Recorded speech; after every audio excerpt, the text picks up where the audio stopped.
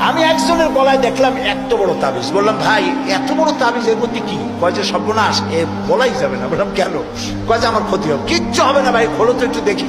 তারপরে তাবিজটা খুললাম, মোম টোম ছাড়াইয়া তাবিজ দেখলাম যে ওইভাবে দাগ দাগ দেওয়া, আর চতুর্দিকে লেখা ইয়া বধু হো, ইয়া বধু হো।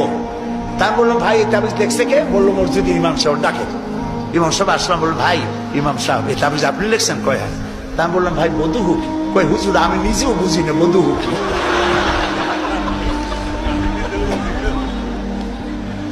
এখানে ওলামাই কেরাম আছেন, তারা হয়তো জানতে পারেন। আমি আমার বিদ্যা যতটুকু আমি বধু চিনি নাই কি জিনিস।